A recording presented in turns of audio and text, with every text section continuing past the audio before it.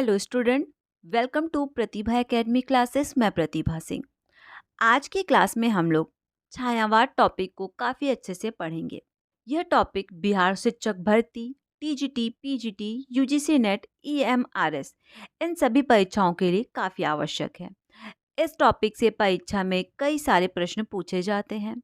जो भी स्टूडेंट्स इस क्लास को देख रहे हैं, इस क्लास में मैं जो पीडीएफ आप लोगों को पढ़ा रही हूँ या फिर मेरे चैनल पे अभी तक जितनी भी क्लासेस पोस्ट हैं, उसमें मैंने जो भी पीडीएफ आप लोगों को पढ़ाया है, अगर आप लोगों को ये सारे पीडीएफ चाहिए तो कमेंट बॉक्स में मैंने अपने टेलीग्राम चैनल का लिंक पिन कर दिया है। वहाँ से आप मेरे टेलीग्राम चैनल पे जुड़ सकते हैं। वहाँ पे आपको ये सारे पीडीएफ फ्री ऑफ कॉस्ट देखने को मिल जाएगा। साथ ही साथ टाइम टू टाइम क्लास की अपडेट भी मिलती रहेगी। तो आइए हम लोग पढ़ना प्रारंभ करते हैं। तो मैं पहले आप लोगों को ये बता देती हूँ कि आज की क्लास में हम लोग क्या क्या पढ़ेंगे और किस किस टॉपिक पे काफ़ी अच्छे से फोकस करेंगे। ठीक है, तो आइए हम लोग देखते हैं। तो हम लोग पढ़ेंगे सबसे पहले छायावाद। कोई भी युग किस प्रकार प्रारंभ हुआ, उसकी प्रारंभ होने का समय क्या था, उसके अंतर्गत कौन कौन से लेखक आते हैं, ये सारी चीज़ें आपको छायावाद का परिचय में देखने को मिल जाएगा। उसके बाद हम लोग पढ़ेंगे छायावाद की प्रमुख परिभाषाएं। साथ ही साथ विद्वानों के जो महत्वपूर्ण मत हैं जिनसे परीक्षा में प्रश्न बनते हैं, उसे हम लोग देखेंगे। उसके बाद छायावाद के जो प्रमुख कवि हैं, उनसे संबंधित जो भी महत्वपूर्ण तथ्य होंगे उसे पढ़ेंगे। फिर छायावाद की प्रमुख जो विशेषताएं हैं कि छायावाद में लेखन पद्धति क्या थी, छायावाद में प्रकृति का किस प्रकार का चित्रण देखने को मिलता था, ये सारी चीज़ें हम लोग छायावाद की विशेषताओं में काफ़ी अच्छे से पढ़ेंगे। और अंत में हम लोग निष्कर्ष देखेंगे। ठीक है, तो जो आज की क्लास है आप लोगों की, इस क्लास में हम लोग छायावाद की जो पृष्ठभूमि है उसे काफ़ी अच्छे से क्लियर करेंगे। और जो आप लोगों की नेक्स्ट क्लास होगी उसमें हम लोग छायावाद के जो प्रमुख कवि हैं, उनका जन्म कब हुआ, उनकी मृत्यु कब हुई, उनकी महत्वपूर्ण रचनाएं कौन कौन सी हैं, उन रचनाओं की महत्वपूर्ण पंक्तियां कौन सी हैं, साथ ही साथ छायावाद के जो प्रमुख कवि हैं उनके विषय में विद्वानों के क्या कथन है, इन सारे टॉपिक को हम लोग नेक्स्ट क्लास में काफ़ी अच्छे से पढ़ेंगे। तो आइए हम लोग आज की क्लास स्टार्ट करते हैं। तो सबसे पहले आप इस पंक्ति को देखिए। आचार्य रामचंद्र शुक्ल ने छायावाद का प्रारंभ 1918 ईस्वी माना है। तो सबसे पहले आप लोग पेन और कॉपी लेके बैठिए और जो भी मैं अलग से तथ्य बताते जा रही हूँ उसे आप नोट डाउन कीजिए। तो जो छायावाद का समय है वो समय क्या है, 1918 से 1936 ईस्वी। ठीक है, आपको काफ़ी अच्छे से याद होना चाहिए। तो आप लोग एक जगह नोट डाउन कर लीजिए कि छायावाद का जो समय है वो है 1918 से 1936 ईस्वी। आगे देखिए, अब आप इस पंक्ति को देखिए। छायावाद के नामकरण का श्रेय मुकुटधर पांडे को दिया जाता है। मुकुटधर पांडे ने सर्वप्रथम श्री शारदा पत्रिका, जिसका समय है 1920 ईस्वी में, हिंदी में छायावाद, ठीक है, नामक पत्रिका में छायावाद शब्द का प्रयोग किया था। आप इसे काफ़ी अच्छे से याद रखिएगा। तो जो मुकुटधर पांडे हैं उन्होंने हिंदी में छायावाद शीर्षक से 4 किस्तों में एक लेख प्रकाशित करवाया था। ठीक है, और ये जो शारदा पत्रिका है, ठीक है, ये कहाँ से प्रकाशित होती है, इसे आप नोट डाउन कीजिए क्योंकि ये प्रश्न परीक्षा में पूछा जा चुका है कि मुकुटधर पांडे की श्री शारदा पत्रिका कहाँ से प्रकाशित होती थी। तो ये पत्रिका जबलपुर से प्रकाशित होती थी। अब आगे देखिए, छायावाद में हिंदी ब्रजभाषा के स्थान पर खड़ी बोली कविता पूर्णतः प्रतिष्ठित हो गई है। इसे साहित्यिक खड़ी बोली का स्वर्ण युग कहा जाता है। वहीं जो भक्ति काल जब हम लोगों ने पढ़ा था उसमें जॉर्ज ग्रियर्सन ने भक्ति काल को हिंदी साहित्य का, आप नोटिस कीजिएगा किसका, हिंदी साहित्य का स्वर्ण युग कहा था। ठीक है, परंतु यहाँ पे क्या कहा गया है, इसे साहित्यिक खड़ी बोली का स्वर्ण युग कहा जाता है। ठीक है, और भक्ति काल को हिंदी साहित्य का स्वर्ण युग कहा जाता है। छायावाद के प्रमुख कवियों में पंत प्रसाद निराला की रचनाएं भी प्रकाशित होना प्रारंभ हो चुकी थी। आगे देखिए, छायावाद की कुछ प्रमुख परिभाषाएं जो परीक्षाओं में पूछी जाती हैं। तो सबसे पहली परिभाषा है आचार्य रामचंद्र शुक्ल की। तो आइए हम लोग इस परिभाषा को देखते हैं।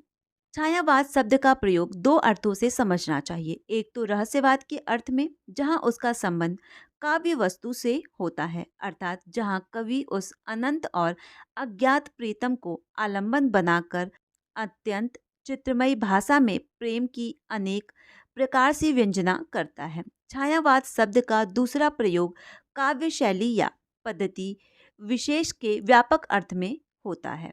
ठीक है, और काफी महत्वपूर्ण है। अब आप आगे देखिए, जो शंकर प्रसाद का कथन है, जब वेदना के आधार पर स्वानुभूतिमय अभिव्यक्ति होने लगी, तब हिंदी में उसे छायावाद के नाम से अभिहित किया गया।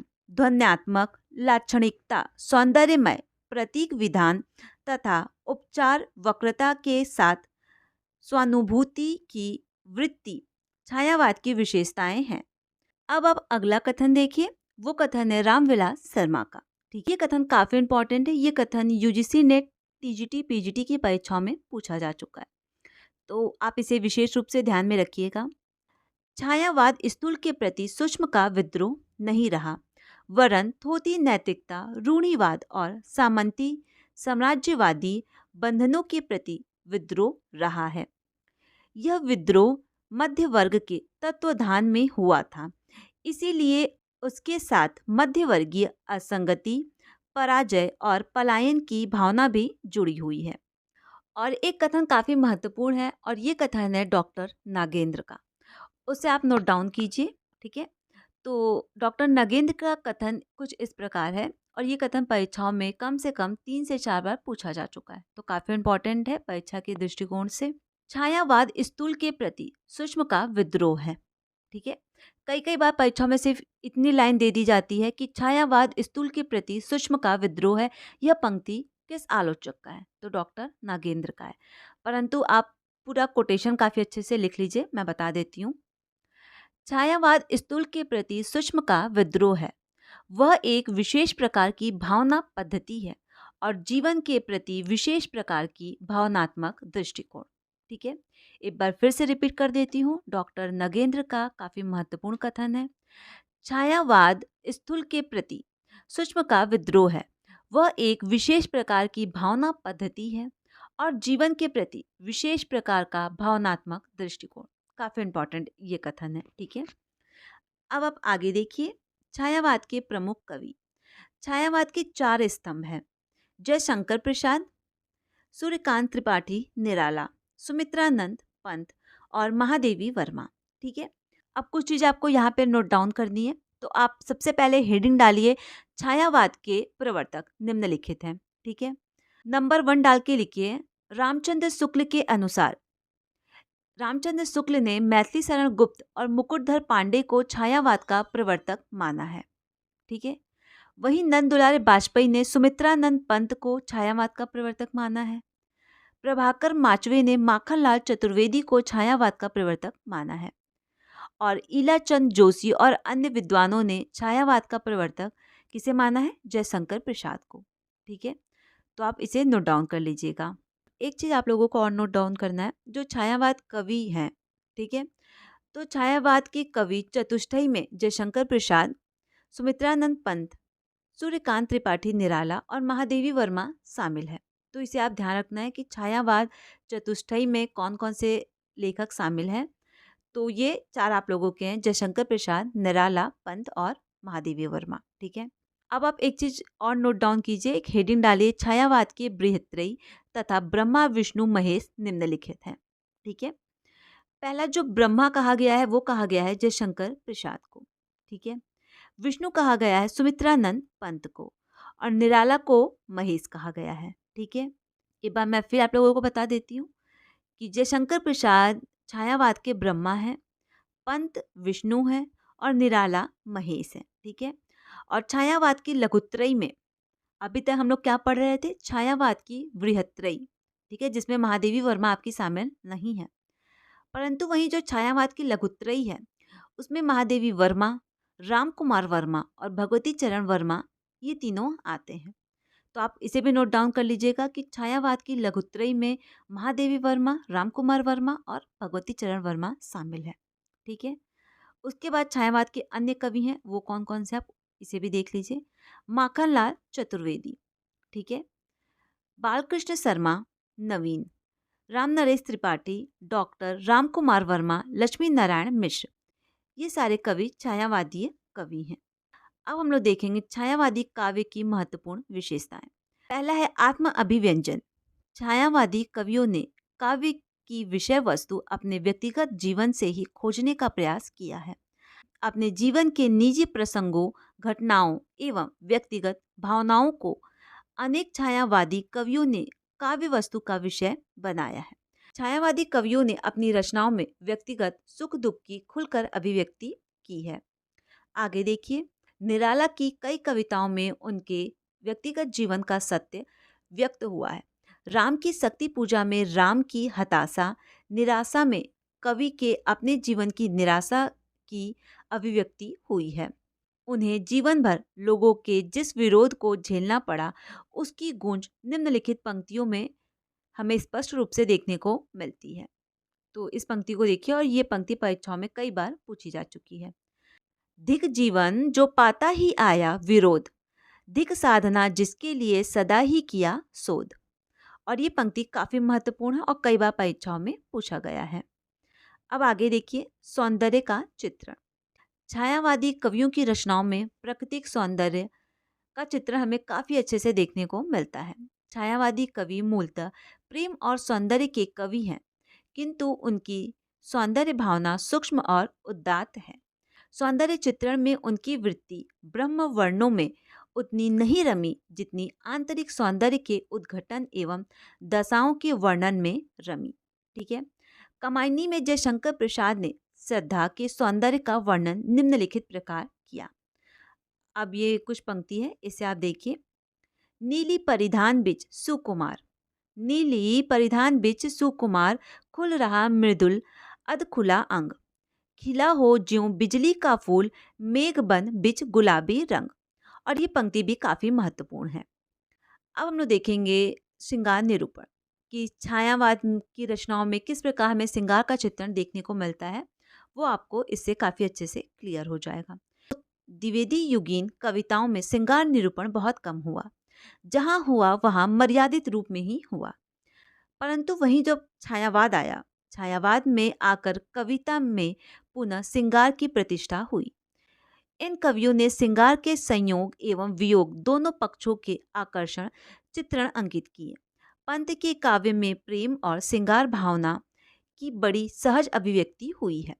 ठीक है, रचनाओं में, पंत जी की रचनाओं में। ठीक है, जिन्हें हम पंत जी को हम लोग प्रकृति का सुकुमार भी कहते हैं, ये भी आपको काफी अच्छे से पता होना चाहिए। तो पंत के काव्य में प्रकृतिक और श्रृंगार भावना की बड़ी सहज अभिव्यक्ति हुई है। इस पंक्ति को देखिए आप लोग। तुम हो लव्य मधुरिमा जो असीम सम्मोहन, तुम पर प्राण निछावर करने पागल हो उठता मन, नहीं जानती क्या निज बल तुम, निज अपार आकर्षण। और ये पंक्ति है पंत की। अब आगे देखिए आप। प्रसाद जी यानी जयशंकर प्रसाद जी के हृदय में नारी का बहुत ऊंचा स्थान है। निम्नलिखित पंक्तियों से उनके विचार को जाना जा सकता है। तो पंक्ति देखिए आप लोग। तुम देवी कितनी उद्दार, वह मातृमूर्ति है निर्विकार, हे सर्व मंगले तुम महती, सबका दुख अपने पर सहती। और ये पंक्ति है जयशंकर प्रसाद की। आगे देखिए आप। अब हम लोग देखेंगे रहस्य की भावना कि छायावाद रचनाओं में रहस्य की भावना किस प्रकार की थी। छायावाद काव्य में रहस्य की प्रवृत्ति भी प्रमुख रूप से उपलब्ध होती है।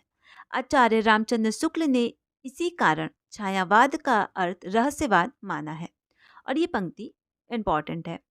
प्राय सभी छायावादी कवियों ने अज्ञात सत्ता के प्रति जिज्ञासा के भाव व्यक्त किए हैं। पंत की मौन निमंत्रण कविता में इसकी अभिव्यक्ति बहुत सुंदर ढंग से की गई है। तो आप पंक्ति को देखिए। ना जाने कौन आए द्वितीय मन, जान मुझको अबोध अज्ञान, सुझाते हो तुम पथ अनजान, फूक देते छिद्रों में गान। इस पंक्ति को आप लोग ध्यान में रखिएगा। अब हम लोग देखेंगे प्राकृतिक चित्रण। ठीक है, जो छायावादी कवि हैं वो प्रकृति के कुशल चिरेता हैं। इन कवियों ने प्रकृति पर मानवीय चेतना का आरोप करते हुए उसे हंसते और रोते हुए भी दिखाया है। इस पंक्ति को देखिए। अचिरता देख जगत की अपार, शून्य भरता समीर निश्वास, डालता पत्तों पर चुपचाप ओस के आंसू नीलाकाश। अब हम लोग 7वां पॉइंट देखेंगे, जिसमें है दुख और वेदना की वृत्ति। ठीक है। छायावादी काव्य में दुख और वेदना भाव की अभिव्यक्ति हुई है। महादेवी तो वेदना की ही कवयित्री हैं, ठीक है। कई बार परीक्षा में ये प्रश्न पूछा गया है कि वेदना की कवयित्री कौन है, तो वो महादेवी वर्मा है, ठीक है। वह अपने वेदना विरह हृदय की तुलना मेघ खंडन से करती हुई कहती हैं। अब आप इस पंक्ति को देखिए और ये पंक्ति काफी महत्वपूर्ण है, ठीक है, परीक्षा के दृष्टिकोण से भी। मैं नीर से भरी दुख की बदली, विस्तृत नभ का कोई कोना, मेरा ना कभी अपना होना, परिचय इतना इतिहास यही, उमड़ी कल थी मिट आज चली। और ये पंक्ति है महादेवी वर्मा की, ठीक है। महादेवी वर्मा के गद्य पद्य में जो दुखवाद और करुणा के भाव दिखाई पड़ते हैं वे बौद्ध दर्शन के भाव स्वरूप माने जाते हैं, ठीक है। तो आप इसे ध्यान रखिएगा। अब आगे देखेंगे हम लोग 8वां पॉइंट, राष्ट्र प्रेम की अभिव्यक्ति। छायावादी काव्य में राष्ट्रीयता के स्वर भी मुखारित होते हैं। प्रसाद जी ने अपने नाटकों में जो गीत योजना की है उसमें राष्ट्रीय भावना की सुंदर अभिव्यक्ति हुई है। आगे देखिए, उन्होंने भारत के अतीत गौरव के चित्र अंकित करते हुए देश की महिमा का बखान किया है। किसने? जयशंकर प्रसाद ने, ठीक है। अब आप इस पंक्ति को देखिए, ये पंक्ति यूजीसी नेट और पीजीटी की परीक्षाओं में पूछा जा चुका है, तो आप इसे ध्यान रखिएगा। अरुण ये मधुमय देश हमारा, जहाँ पहुँच अनजान क्षितिज को मिलता एक सहारा। ये पंक्ति है जयशंकर प्रसाद की। तो अब हम लोग 9वां पॉइंट देखेंगे जिसमें है शैलीगत प्रवृत्तियाँ। छायावादी काव्य विषय वस्तु एवं शिल्प दोनों ही दृष्टि से नवीनता लिए हुए है। लाक्षणिक भाषा का प्रयोग, प्रतीकात्मक शैली, उपचार, वक्रता एवं नवीन अलंकार विधान के कारण इस काव्य में शिल्पगत नवीनता दिखाई पड़ती है। पंत की रचनाओं की अग्रिम पंक्तियों में प्रतीकात्मकता और लक्षणिकता को देखा जा सकता है। अभी तो मुकुट बंधा था माथा, हुए कल ही हल्दी के हाथ, खुले भी नाते लाज के बोल, खिले भी चुम्बन शून्य कपोल, हाय रुक गया यही संसार, बना सिंदूर अंगार, वाताहत लतिका वह सुकुमार, पड़ी है छिन्न धार। तो ये पंक्ति है सुमित्रानंद पंत की, आप इसे ध्यान रखिएगा। तो अब हम लोग निष्कर्ष देखेंगे। तो छायावाद का जो परिचय था, छायावाद के विषय में आलोचकों के जो कथन थे, साथ ही साथ छायावाद की जो प्रमुख विशेषताएं थी, वो सब काफ़ी अच्छे से हम लोगों ने पढ़ लिया है। तो अब हम लोग निष्कर्ष देखेंगे, ठीक है। कविता में जिस चित्रात्मक भाषा की आवश्यकता होती है और इसी गुण के कारण उसमें जो बिंबग्रहिता आती है, छायावादी कवि इस काल में प्रवीण है। आचार्य रामचंद्र शुक्ल छायावाद के संबंध में कहते हैं, इस पंक्ति को देखिए आप लोग, छायावाद की शाखा के भीतर धीरे धीरे कवित शैली का बहुत सुंदर अच्छा विकास हुआ है। इसमें संदेह नहीं, इसमें भावावेश का अकाल व्यंजना, लाक्षणिक वैचित्र, मूर्ति प्रत्यक्षीकरण, भाषा की वक्रोत्ता, विरोध, चमत्कार, कोमल पद विन्यास इत्यादि का स्वरूप संघटित वाली प्रचुर सामग्री दिखाई पड़ती है, ठीक है। तो इस प्रकार छायावाद से संबंधित जितने भी महत्वपूर्ण तथ्य थे वो सब मैंने आप लोगों को आज की क्लास में बता दिया है। और जो आप लोगों की नेक्स्ट क्लास होगी उस क्लास में हम लोग छायावाद के प्रमुख कवि कौन कौन से हैं, उनका जन्म मृत्यु, उनकी महत्वपूर्ण रचनाएं, उनकी महत्वपूर्ण पंक्तियां, साथ ही साथ उनके विषय में आलोचकों के क्या कथन है, इन सारे टॉपिक को काफ़ी अच्छे से पढ़ेंगे। और इस क्लास को जो भी स्टूडेंट्स देख रहे हैं, इस क्लास में मैंने जो पीडीएफ आप लोगों को पढ़ाया है, अगर आप लोगों को ये पीडीएफ और टाइम टू टाइम क्लास की अपडेट चाहिए तो इसके लिए मैंने कमेंट बॉक्स में अपने टेलीग्राम चैनल का लिंक पिन कर दिया है। वहाँ से आप मेरे टेलीग्राम चैनल पे जुड़ सकते हैं। वहाँ पे आपको टाइम टू टाइम क्लास की अपडेट और ये सारे पीडीएफ देखने को मिल जाएगा। और ये क्लास आप लोगों को कैसा लगा आप लोग कमेंट करके ज़रूर बताइएगा। साथ ही साथ इस क्लास को अपने दोस्तों के साथ शेयर करना और चैनल को सब्सक्राइब करना ना भूलें। और किसी भी प्रकार का कोई डाउट होता है तो आप मुझे कमेंट कर सकते हैं, नहीं तो कमेंट बॉक्स में मैंने अपने इंस्टाग्राम का लिंक पिन कर दिया है, वहाँ से आप मुझे डायरेक्ट मैसेज भी कर सकते हैं। Thank you.